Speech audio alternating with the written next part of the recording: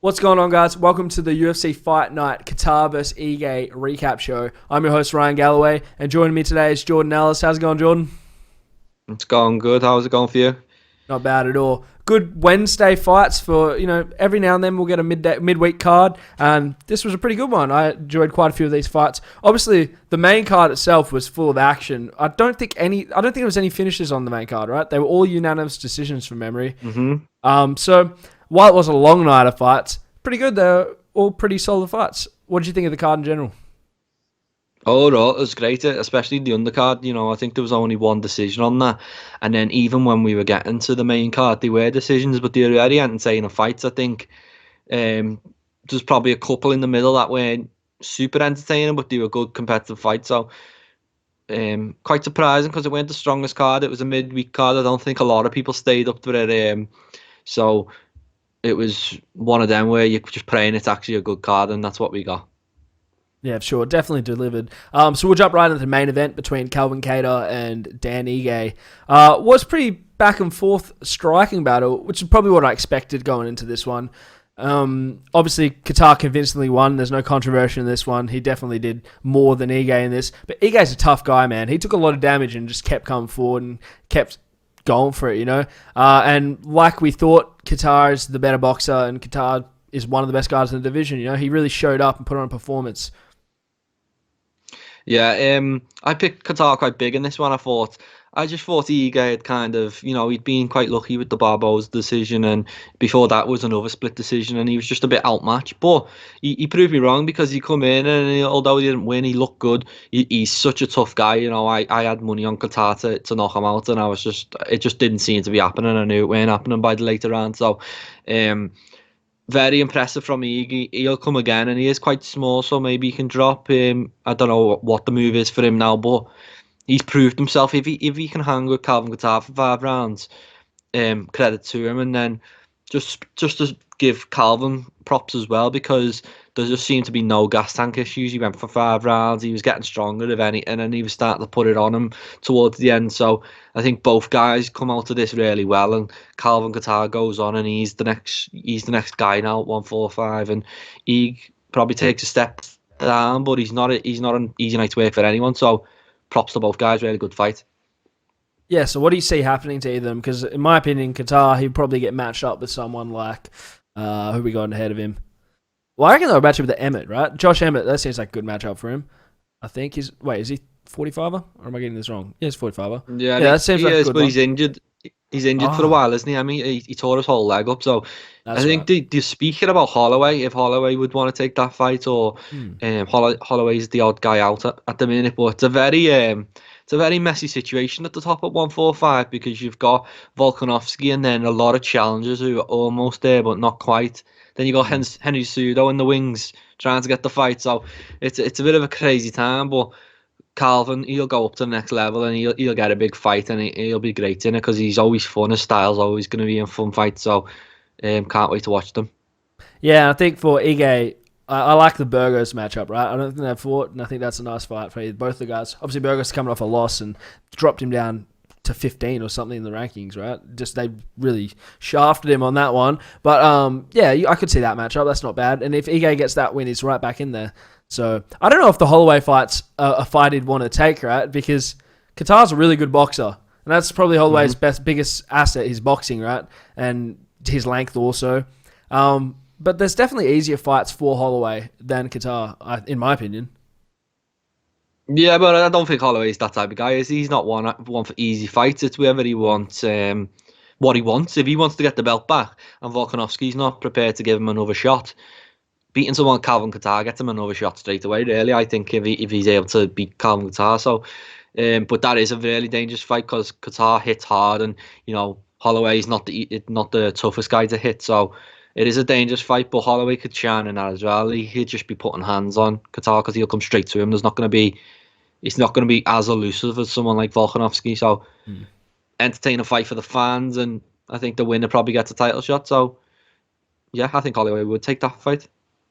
Yeah, that might be a good one for him. We'll jump down to the co-main event, which going into this I thought was going to be. I didn't think it belonged on where it was on the card. I didn't think it was going to be an interesting fight. I wasn't really looking forward to this one too much, but pretty enjoyable fight to watch. Going to the decision, I wasn't sure who won that. I probably thought Benoit won it, obviously on points because neither guy really had massive moments from memory.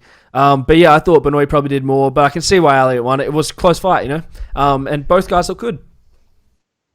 Yeah, I think I had Tim Elliott winning. I didn't think there was much controversy, and then I looked online and Benoit saying he 41 and yeah, I just thought that Tim Elliott looked really good, and I think Benoit looked. I just think they both looked really good. It was a great little matchup, and obviously we last time I spoke to you, I was like, why is this co-main event? And I do stand by that because Tim Elliott's on a 3-fight losing streak.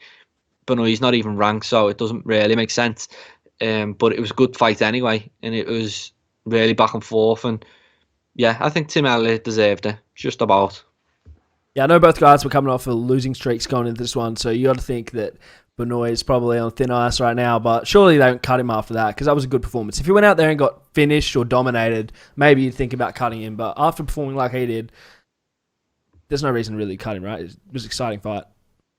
Yeah, and the division's not deep as it is, so you don't want to be cutting fighters, for the sake of it. Tim Elliott's still ranked. He's still in the rankings until he lose to someone, I think he's about ranked 13. He might be higher now. There's no real shame in it. It was a close fight, and he 41, but and he might have a case, but I think Elliott just edged it. He looked good, and someone as good as Elliott, you don't want to see them on a 3-fight losing streak because it's he is so talented, and he gives Johnson such a good fight that you don't want to see him like that. So good to see him back in the win column, and hoping Benoit's back there too soon. Yeah. Well, we'll jump down to the fight before that, which is probably one of the more interesting fights for me going into this, between Jimmy Rivera and Cody Stamen. And like I thought going into this, I thought Stamen would try and grapple with him a bit. And yeah, he couldn't get him down. Got reversed on the fence a lot. Got quite outstruck, I guess. Both of them looked good though. It wasn't like domination or anything. It was a pretty competitive fight. But Jimmy Rivera just looked like the better fighter on the night. He really impressed me. And I think if he performs like that against some people higher up in the division, even if he rematches Zabit, I don't think they'll ever do it. Oh, not Zabit. Sorry, who do you fight? I'm losing my money. Jan. That's it. Jan. That's right. If he rematched Jan, I know they won't do that because now he's the champ. But if he performed like he did in that fight against Jan, I think he would have had a lot more success, He's still one of the top guys in the division. Yeah, and I like Jimmy in this fight. It was probably one of them I was looking out for, and it didn't quite deliver what I expected. I thought it might be a bit more fun. But Jimmy was impressive just because he was really sitting down on his punches. He just seemed the more dangerous guy, and he was a bit relentless with it. And it was a really great fight. And it's good. It's great to see these fighters be able to jump in and take late notice fights on. Considering they only had about a week's notice, both guys, it was very impressive, and they fought really hard. But Rivera was a very clear winner, and I think he is just a level above Stamen right now. But Stamen, he's still got time, and he'll prove it down the line. So again, it's one of them where Kattar, it's the same type of thing. Props to both fighters. They both did really well. Rivera goes on. Stamen goes back to the drawing board, but he'll be back as well. Absolutely. Yeah, not a lot more to say on that one for me. The fight before it between Molly Mccann and Taylor Santos, that actually impressed me a lot because I didn't know who Taylor Santos was, and I'd heard of Molly Mccann, obviously, from watching her fight before, but Taylor Santos looked good, man. She was the bigger woman in there, I'm pretty sure. She was much larger. And just worked the clinch through hectic knees, better striking, Really impressive performance by her. Yeah, very impressive. And I think she was 15-0 before she got to the UFC, and then she kind of disappointed, in a debut. But it was just one of them where she's so big.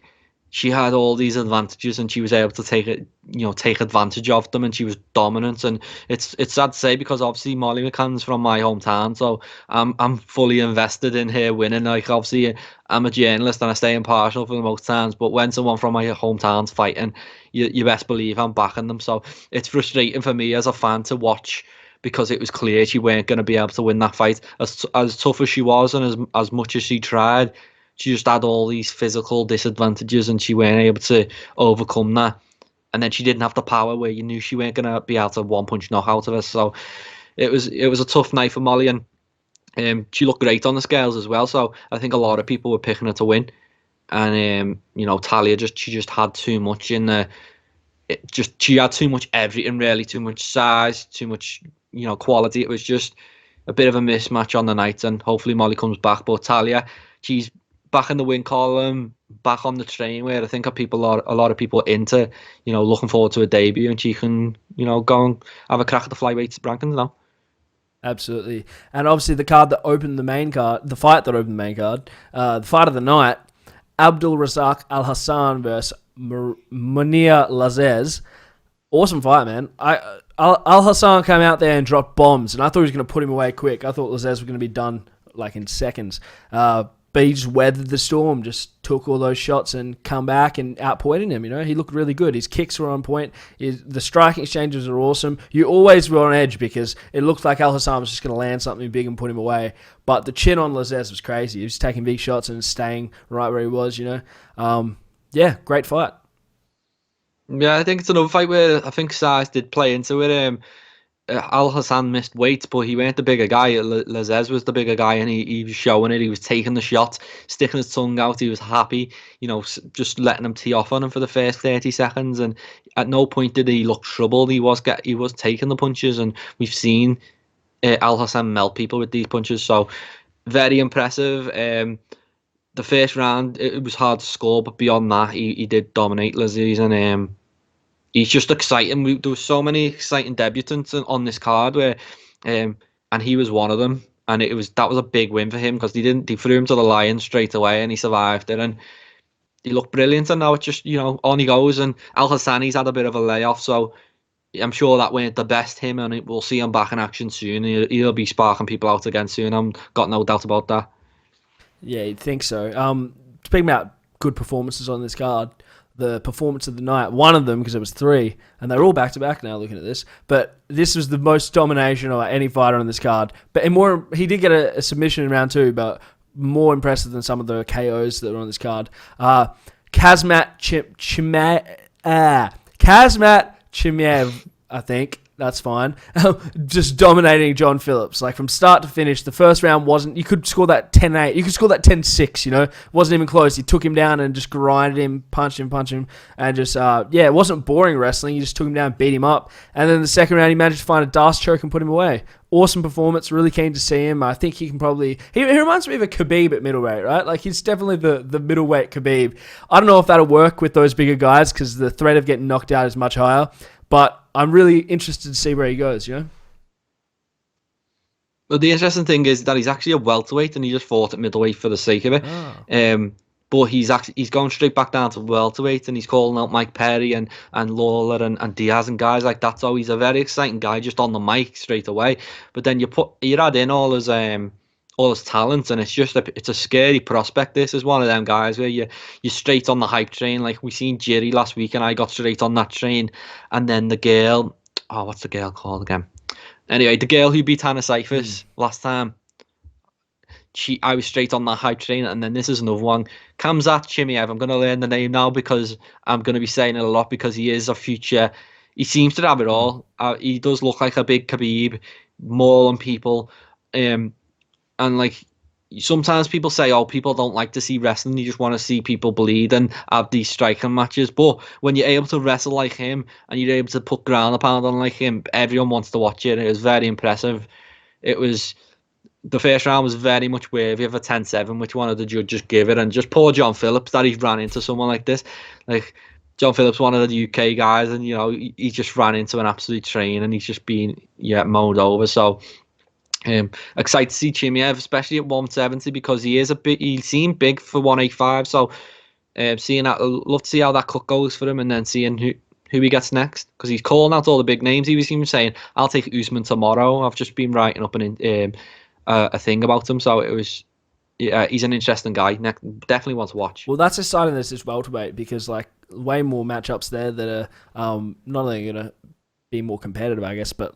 That division's dominated by Usman at the moment, and Usman's biggest asset is his wrestling. If he comes up against someone like that, whose wrestling's on par with Usman's, I'd say, it's not even pure wrestling, though. It's more like, I don't know, Sambo-esque, I guess. I don't know. But that would be an interesting matchup, just seeing the clash of those two people. Obviously, it might end up just being a stand-up battle like it was with Covington. But, yeah, exciting to see him there. I think he could roll through a Perry or something like that, or maybe even a Lawler. You know, someone like those fighters who are mostly boxers or, like, strikers, I think he's going to find a lot of success with them. And if he can pick the matchups to get to the title, he might have a good run. It'll be interesting to see. Yeah, I always like the guys when they come in, they have a big impressive debut, and then they start calling names out straight away, because you want to make a splash. And I know a lot of people, want to be smart and take the time, but when someone's this reckless and just comes in and it's like, I'll take Nate Diaz, I'll take Robbie Lawler. It is like, it could go wrong for him. He could end up getting hurt, because it is a big jump from John Phillips to guys like that. But shoot for the stars, and you might land somewhere else. So I do like it, and it's good to see, and he's a very exciting prospect. Yeah, for sure. And before that, another performance of the night when Lerone Murphy knocked out Ricardo Ramos, which was very interesting, the situation surrounding it, because like people were saying that he didn't want to go to the ground with Ramos. Ramos is such a good jiu-jitsu player. He doesn't want to get in his guard. He doesn't go near him. But I'm pretty sure he TKO'd him on the ground, right? Like he beat him up while he was on the floor. I know he grappled him a few times, like sat in his guard and landed big shots. Looked like he wasn't scared of the grappling at all, and came out on top, got a finish. Yeah, it was one of them from Ramos where I think even he thought that Murphy doesn't want any like bit of the ground game. So he was throwing these weird strikes, like kicks behind the ankle, which really weren't effective, and spinning attacks. And I think Murphy just felt a bit, if you're going to turn your back on me and, just leave yourself open for this takedown, I'm just going to take it. And then once it was on the ground, he seemed to land one big punch.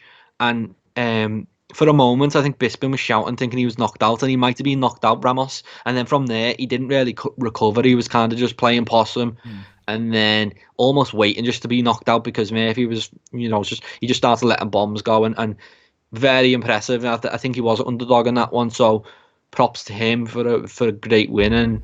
And Ramos is one of them where I weren't really impressed with him on the night with the stuff he was doing. It was just a lot of ineffective stuff, and I think on a better night he probably could have beat Murphy, but he seemed to be pissing about a bit of anything. So happy to see Murphy get a win, another Englishman on the card. Yeah, for sure. I mean, there was a lot of them on this card, wasn't there? Another Englishman on the card, I believe, right? Modestas Bukauskas versus Andreas Michailidis. Well, those names, I'll get them eventually. Yeah.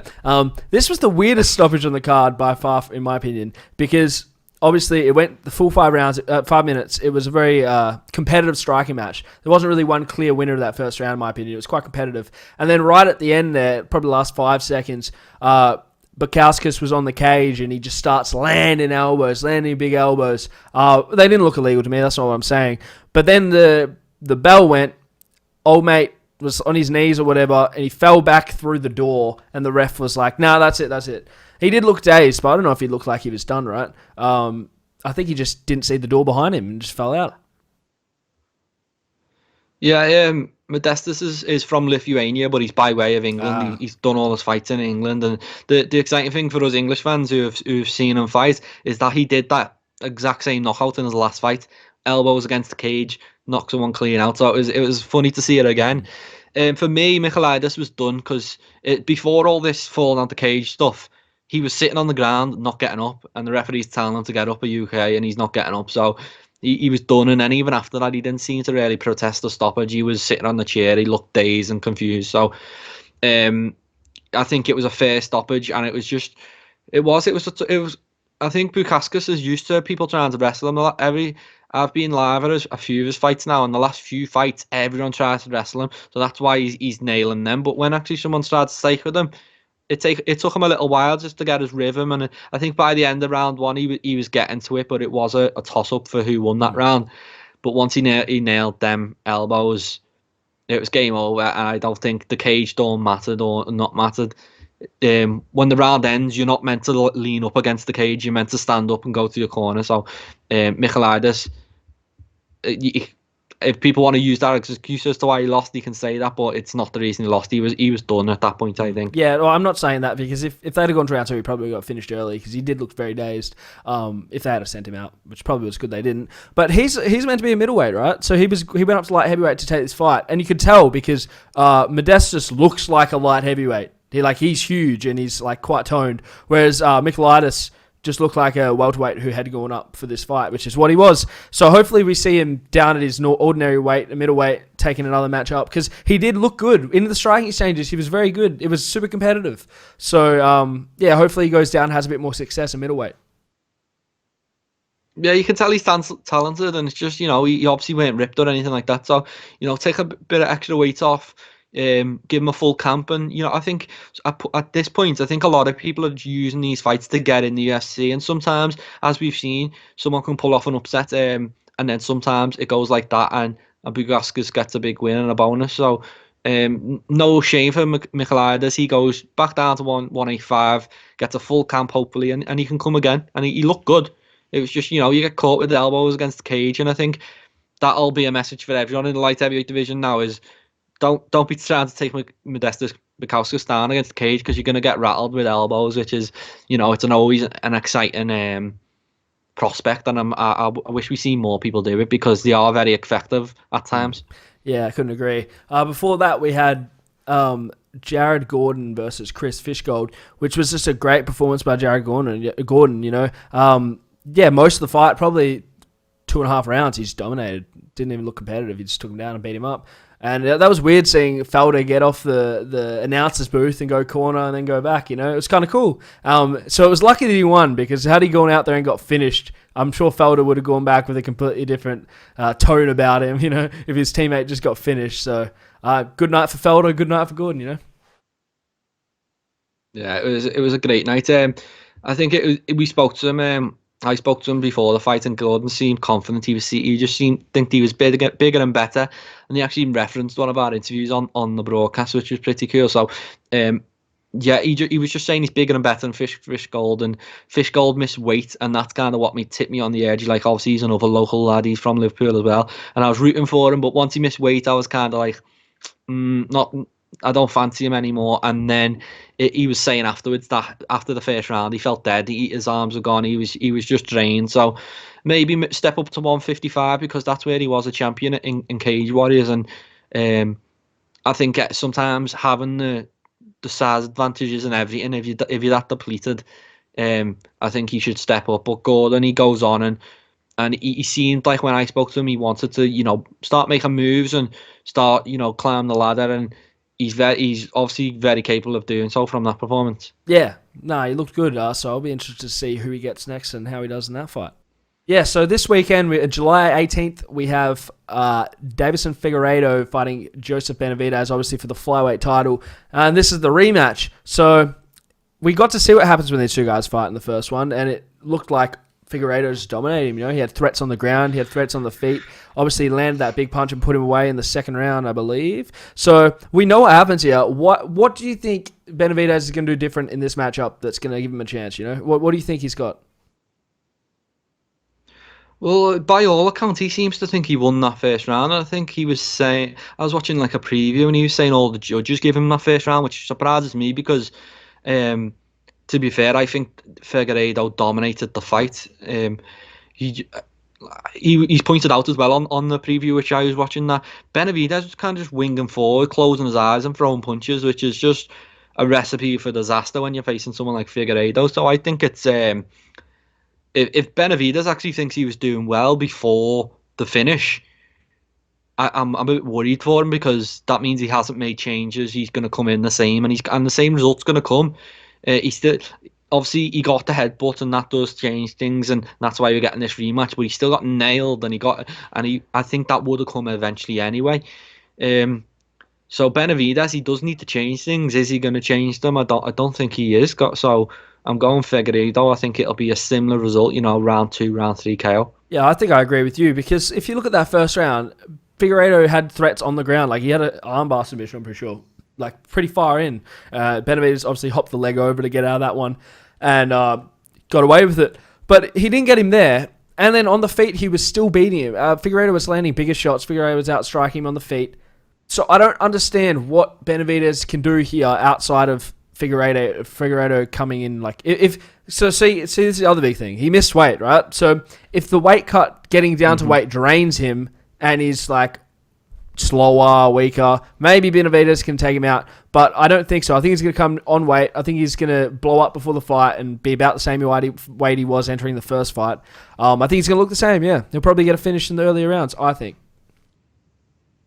Yeah, I think Benavidez, what he needs to do is try and drag it out and try and take it to the later rounds and maybe put a pace on, gradually put a pace on Figueiredo, because he does, no matter if he makes this weight or doesn't make this weight, I think he's going to struggle to make the weight. I think it's been a thing in his career, and it's a tough weight to make. So I think the Benavidez, if he can take it late and drag it in and make it just a dogfight, that's how I see him winning. I just don't think, from what I was hearing, I don't think he's going to make the changes, and he's gonna do that. I think he was happy with what he did, and in that fight, I was kind of, when he was closing his eyes and throwing punches, I was kind of like just waiting for him to be knocked out, because he was doing everything wrong in terms of the way he was jumping in at Figueiredo, and when the knockout come, I weren't surprised. And then obviously you see the head clash after it, and it did impact it. But yeah, I'm picking Figueiredo again, and I think he will knock him out early. But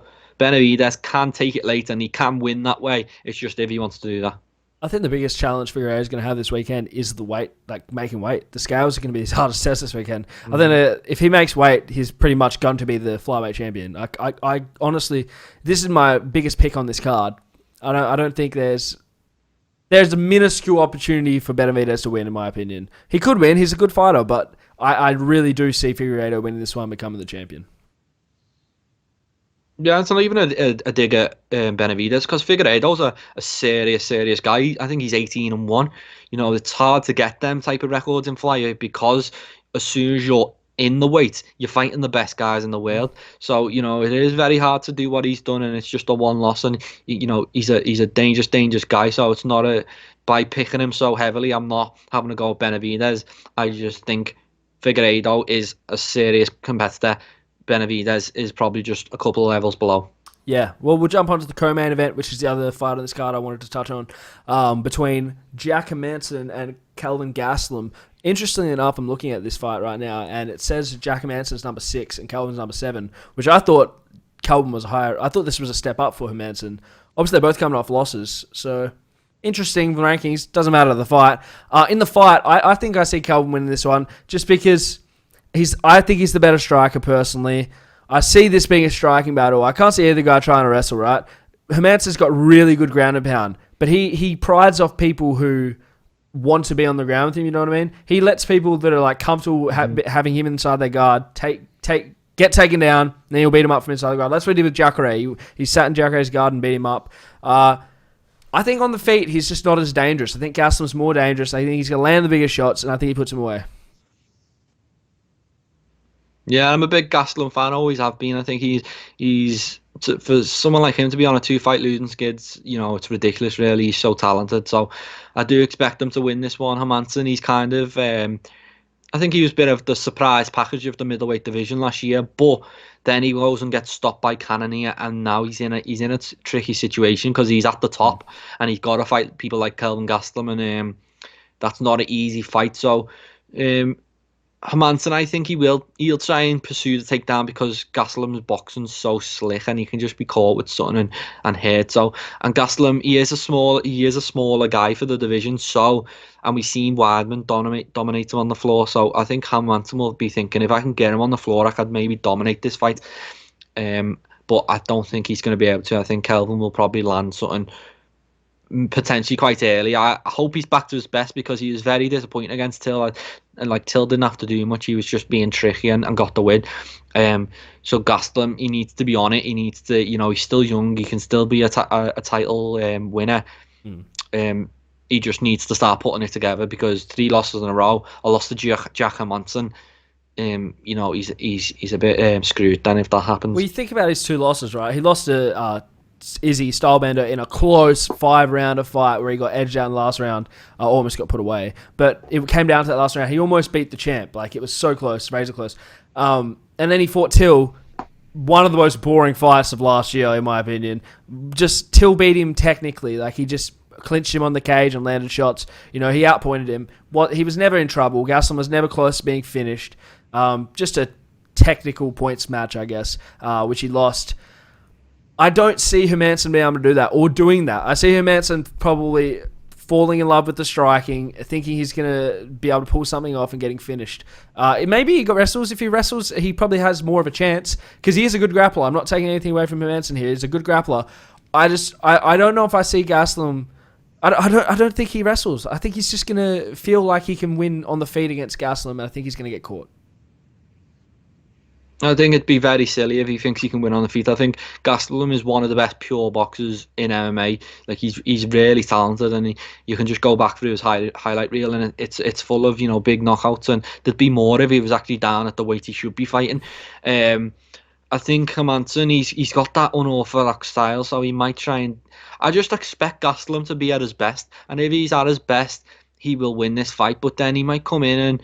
If he just doesn't look good on the scales and things like that, you never know. He just seems to be one of them fighters where if he's on it, he's a brilliant fighter. If not, he could lose this fight. So, like as much as I am picking him now, if I see him on the scale and I don't like what I'm seeing, then that's when I'd change my mind, because Hermansson's a game guy and he's not gonna go down easy. It is gonna have to be the best Calvin Gastelum or close to the best Calvin Gastelum to take him out.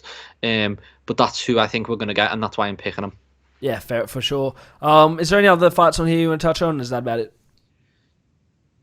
Well, obviously we've got the flyweight belts open up the card, which is Alexandra Pantoja against Askarov. So they are Pantoja is actually going to be the switch-in. So if Figueiredo misses weight, he's pulled from that fight straight away. Oh, right. So the UFC, the last thing they want is the title still being vacant again. So if even them guys misses weight, Pantoja is going to step up and go into the main event slot, which is. It's very interesting, and that fight, just if we actually get it against Askarov, is very interesting as well, because I really like both guys. I think they're both potential title contenders, so it's good to see them square off. Yeah, who did Pantoja? Did he fight recently, or no? He didn't fight recently. He lost to Figueiredo last year. I'm getting confused. There was someone else who fought recently against the guy who beat Figueiredo that I can't remember the name of. But that's fine. Yeah, no, interesting flyweight clash. Obviously 4 versus 7. The winner of this one's going to be close to a title shot. You'd think one win after, maybe. But it's not a very deep division, like you've said. So, yeah, the winner of that could be the next person getting a title shot for all we know. Which is interesting because it definitely is the least, I wouldn't say entertaining, the least division with the least notoriety, right? People don't know who's in the flyweight division. I couldn't name the top 10 in the flyweight division. I write about the sport, So I don't even know how long this division will be around for. They were going to scrap it before TJ went down and lost to Cejudo. Cejudo's out. I don't think the winner of Figueiredo Benavidez is going to be anywhere near the draw Cejudo is, or anywhere near the name Cejudo is. I don't think either of these guys are going to be able to carry a division. I think, prediction here, it's only a matter of time until they scrap this division. I give it a year. Yeah, I feel like if they were going to scrap it, they would have scrapped it like kind of now while the title's vacant. I think they might just have it, but not put so much emphasis on it. So a flyweight title fight would never be a headline fight, which, to be fair, the lower weights in boxing as well, it's very rare the really small guys in boxing are getting the shine anyway, so it's okay to have them there, but just understand it's just hard when someone like DJ comes along or someone like Cejudo, and then you're like, we've got this star, we've got to put him in main event slots, but he doesn't have the competition to face against. So right now, I think it probably doesn't cost them a lot to keep this division afloat. If they're going to crown a new champion, it makes sense that they're going to stick with it. So I think they're going to stick with it. I am surprised, but it just all signs point to them sticking with it, because why else would you crown a new champion and be so determined to crown a new champion? Maybe after the last fight where no one got the belt, it would have been, okay, let's call it. But no, they're cracking on with it. So I thought at one point they were doomed, but it seems like not so much. Even when DJ was in the UFC, right? Him versus Borg was the co-main event for Tony versus Kevin Lee, I think, or was it Tony versus RDA? It was the co-main event. Like the title fight between DJ and Ray Borg was a co-main event for a lightweight fight that wasn't even nothing to do with the title fight, which probably just says enough about the division. They'll never have a men's flyweight title fight on a pay-per-view. It just won't happen. I can't see it happening. There's not enough draw, which is weird because you think about every other division in the sport. Even a women's featherweight title fight was the pay-per-view headliner at 250, which is the other division that people don't know who's in it. But the problem with that one is there's not enough people in it, whereas this one there's loads of people, just no one with name value. I thought Kai Kara France was going to be the guy to like put the spotlight on the flyweights again when he was on his run, but then he got stopped. I can't remember who by. So like, there's no one in there that's like some name that's like on the rise. They really do need someone. Maybe someone from 135 goes down. Who was talking about going down recently? Was it Cody Garbrandt? Was he talking about going down? Yeah. I don't think he's interested in that anymore. But there's a couple of names, like obviously Pantoja and Ashkanov. That's a good fight. And last time Pantoja fought Figueiredo, they had the fight of the night. So that's an interesting fight. Brandon Moreno's there. I think he beat Kai. Yeah, I think that's the one. Franco. He's a really fun fighter to watch, and he's so there is a bit of potential there. There's no superstars though, but then even when there is superstars, I don't think the UFC are too interested. Like even when Cejudo fought TJ Dillashaw, that was main event of a fight night. So it's going to be tough, but I think they can stick around and put on fun fights, but just don't expect it to be what it was. Like, I just don't think there's too much pressure on the UFC. As soon as it gets tough, the flyweights, I think they'll get rid of them. But for now, it's easy, just paying them, probably small money, having them on the undercards, and sometimes they're fun fights, sometimes they're not. But it's good to have them there. Yeah, you're right. Well, that about does it for me. Anything else you want to touch on before we call it? Just looking through now, there's a couple of fighters I'm excited to watch, but I'm not really sure who they're fighting against. So Mark DeCasey, that's an exciting one. He's another UK guy who's really exciting, stand-up fighter. He's fighting Raziel Fiziev. Just by the name, I'm guessing he's a wrestler, so that might be a tough one. And then Joseph Duffy's back, Irish Joe Duffy. And I've seen a few people online picking Joel Alvarez to upset him just because he's got the height and the reach, and it's a layoff. So that might be one to watch, on the undercard. Mm-hmm. But besides that, no, not a lot. Yeah, it's not the greatest fight night, but I mean, we had one in the midweek, so what do we really expect? But yeah, other than that, thanks for watching, guys, and we'll speak to you after the event to recap all the action.